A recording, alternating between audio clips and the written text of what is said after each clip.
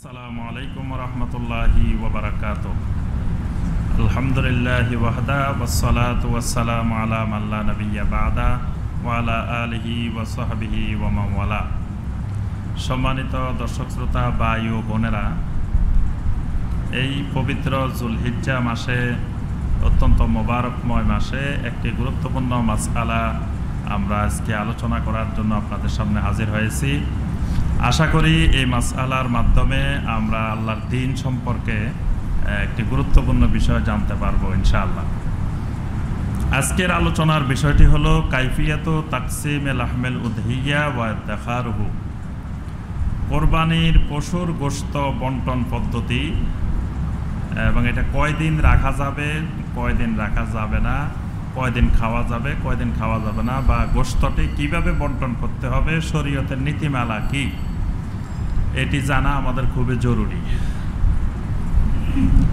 গোশত বন্টন পদ্ধতি সম্পর্কে আমরা কোরআনে কারিমের একটা আয়াত পাই, সূরা আল হজ্জের 28 নম্বর আয়াত।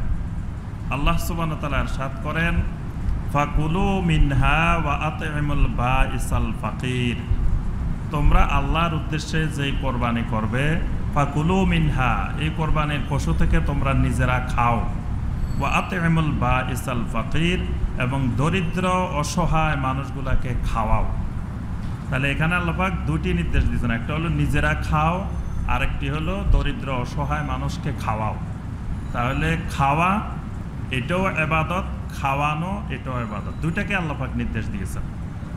এই জন্য অনেক ওলামায়ে কেরাম এই আয়াতের আলোকে বলছেন যে কোরবানির গোশতকে দুই ভাগে ভাগ করা এটি সবচেয়ে উত্তম পদ্ধতি, যে এক ভাগ নিজে খাবে আর এক ভাগ অন্যদেরকে খাওয়াবে, এইভাবে দুই ভাগ করে নেবে। অনেক সালফে সালেহিন ওলামায়ে কেরাম যুগে যুগে তারা কোরবানির গোশতকে দুই ভাগে ভাগ করতেন এই আয়াতের উপরে আমল করার জন্য, যে তারা নিজেরা অর্ধেক পরিবার পরিজন নিয়ে খাইতেন আর অর্ধেক গরিব অসহায় আত্মীয় স্বজন তাদের মধ্যে বন্টন করে দিতেন। এই ব্যাপারে আমরা আরেকটি হাদিস দেখি, যে হাদিসটি জামে আত-তিরমিজির 1430 নম্বর হাদিস। সহি মুসলিমেও হাদিসটি আছে, সহি ইবনে হিব্বানেও হাদিসটি আছে, বুরায়দা রাদিয়াল্লাহু তাআলা আনহু থেকে বর্ণিত।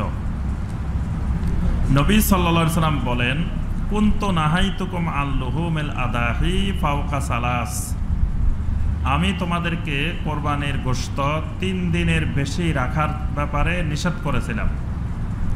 লিয়াত্তাসিআ যুত্তাউলে আলা মাল্লা তাওলা লাহু, কিন্তু যে সময় নিষেধ করেছিলাম সে সময় অত্যন্ত অভাবের সময় ছিল, সে সময় মুসলমানেরা খুব কষ্টে দিন যাপন করছিল, এই জন্য তোমাদেরকে 3 দিনের বেশি রাখতে নিষেধ করেছিলাম। কিন্তু আল্লাহ পাক সেই অবস্থা এখন পরিবর্তন করে দিয়েছেন, এখন আর আমাদের মধ্যে সেই কঠিন পরিস্থিতির দুর্ভিক্ষ, অভাব অনটন এখন আর নেই। ফাকুলু মা বাদা লাকুম ওয়া আতইমু ওয়াদ্দাখিরু, সুতরাং এখন তোমরা যা ইচ্ছা হয়, যা তোমাদের প্রয়োজন হয় তা খাও, অন্যকে খাওয়াও, আবার কিছু জমাও করে রাখো। তো এই হাদিসটি স্পষ্ট করে দিচ্ছে যে কোরবানির গোশত কয় ভাগে ভাগ করতে হবে এই ব্যাপারে ইসলাম কোনো সীমারেখা বাধ্যতামূলক করে নাই। ইসলামের নীতিমালা নবী সাল্লাল্লাহু আলাইহি ওয়াসাল্লাম এখানে স্পষ্ট করেছেন যে যতটুকু গোশত হবে ততটুকুর মধ্য থেকে নিজেও খাইতে হবে, তারপর আত্মীয় স্বজনকেও খাওয়াইতে হবে, তারপর প্রতিবেশী গরিবদেরকেও খাওয়াইতে হবে, আর ইচ্ছা করলে কিছু খাওয়ার জন্য জমা করেও রাখতে হবে। এবং নবী সাল্লাল্লাহু আলাইহি ওয়াসাল্লাম এখানে স্পষ্ট করে দিয়েছেন যে 3 দিনের বেশি আগে যে নিষেধ করা হয়েছিল সেটি বাধ্যতামূলক নয়, অর্থাৎ 3 দিনের বেশিও রাখা যাবে, এই ব্যাপারে কোনো অসুবিধা নেই। নবী সাল্লাল্লাহু আলাইহি ওয়াসাল্লামের এই হাদিসের উপরেই সাহাবাই কেরাম এবং যুগে যুগে আহলুল এলেমেরা আমল করেছেন, অর্থাৎ এই ব্যাপারে কোনো সুনির্দিষ্ট বাধ্যতামূলক কোনো নীতিমালা আরোপ করা যাবে না। তবে সালফে সালেহিনদের কেউ কেউ এটাকে 3 ভাগ করাকে উত্তম মনে করেছেন। বিশেষ করে ইমাম আহমদ বিন হাম্বল রাহিমাহুল্লাহ, তার মত হল যে কোরবানির গোশতকে 3 ভাগে ভাগ করা হবে, 1 ভাগ নিজের জন্য, 1 ভাগ প্রতিবেশী গরিব যারা কোরবানি দিবে না তাদের জন্য, আর 1 ভাগ ফুকারা ওয়াল মাসাকিনদের জন্য। এটিকে ইমাম আহমদ বিন হাম্বল রাহিমাহুল্লাহ উত্তম বলেছেন এবং তিনি ইবনে আব্বাসের একটি হাদিসকে দলিল পেশ করেছেন, যেটি আবু মুসা আল ইসবাহানি ফিল ওয়াজায়েফের মধ্যে এই হাদিসটি উল্লেখ করেছেন এবং হাদিসটিকে তিনি হাসান বলেছেন।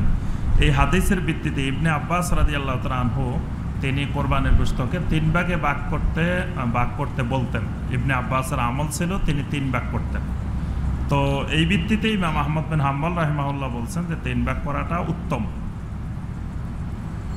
তবে এই 3 ভাগ বাধ্যতামূলক নয়, কারণ 3 ভাগের মধ্যে এক এক সময় এক এক ভাগের প্রয়োজনীয়তা বেশি দেখা দিতে পারে এবং পৃথিবীর সর্বত্র সব জায়গায় পরিবেশ পরিস্থিতি একই রকম থাকবে না।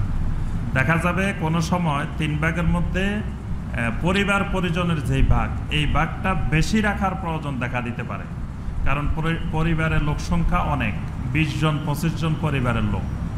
তো হয়তো কোরবানি দিল ছাগল একটা, তো ছাগল একটা যদি 3 ভাগ করে দিয়ে দেয় তো 20-25 জন পরিবারের লোক তারা নিজের পরিবারে কি খাবে? তাহলে এখানে 3 ভাগের মধ্যে পরিবারের প্রয়োজনীয়তাটা বেশি, আর পরিবারের লোকেরা খাওয়া এটাও কিন্তু সদাকা।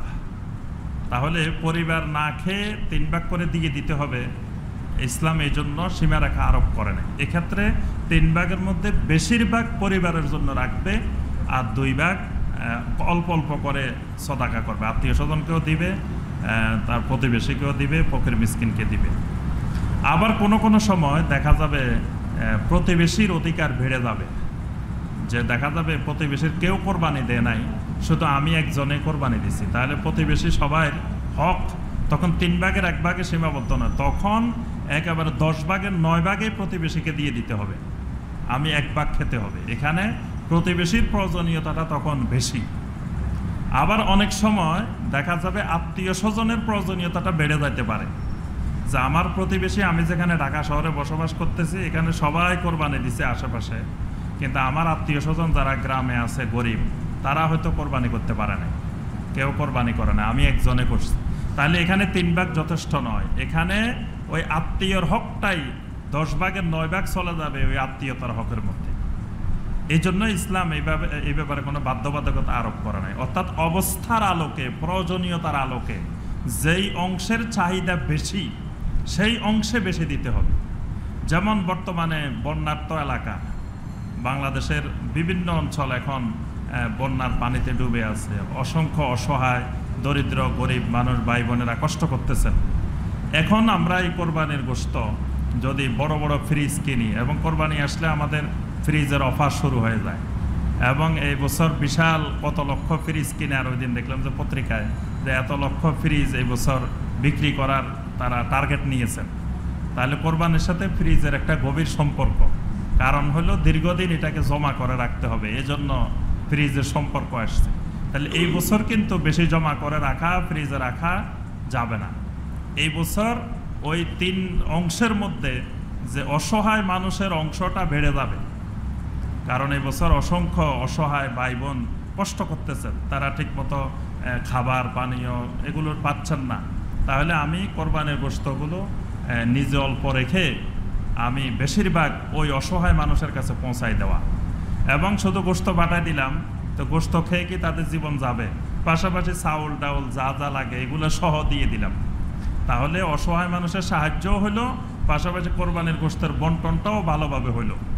এজন্য 3 ভাগের মধ্যে আমরা নিজেদেরকে সীমাবদ্ধ না রাখি, যে যেখানে যতটুকুর প্রয়োজনীয়তা বেশি। এই জন্যই হানাফি মাযহাবের উলামায়ে কেরাম অনেক সুন্দর সমাধান দিয়েছেন এই ব্যাপারে। হানাফি মাযহাবের উলামায়ে কেরাম বলছেন যে আন্নাহু ইয়াজুজু লিল মুদাহি আন ইয়াতাসাদ্দাকা বিমা ইয়াশাউ মিন উদিয়াতিহি কামা ইয়াজুজু লাহু আন ইয়াদাখারা মা ইয়াশাউ মিন হালি আয়ালি। হানাফি মাযহাবের উলামায়ে কেরামের মত হলো যে কোরবানি দাতা ইচ্ছা করলে তার কোরবানির যা ইচ্ছা সদাকা করতে পারে, ইচ্ছা করলে যা ইচ্ছা তাই পরিবার পরিজনের জন্য জমা করে রাখতে পারে, অর্থাৎ এই ব্যাপারে কোনো নীতিমালা নাই। হানাফি মাযহাবে এই নীতিমালা 3 ভাগ 4 ভাগ 2 ভাগ নীতিমালারই বিরোধী। হানাফি মাযহাবের মত হইল সব ইচ্ছা করলে কোনো পরিবার জমা করে রাখতে পারে, ইচ্ছা করলে সব সদাকাও করে দিতে পারে, কোনো অসুবিধা নেই। অর্থাৎ যে সময়ে যেটার প্রয়োজনীয়তা বেশি সেই কাজটি করতে হবে।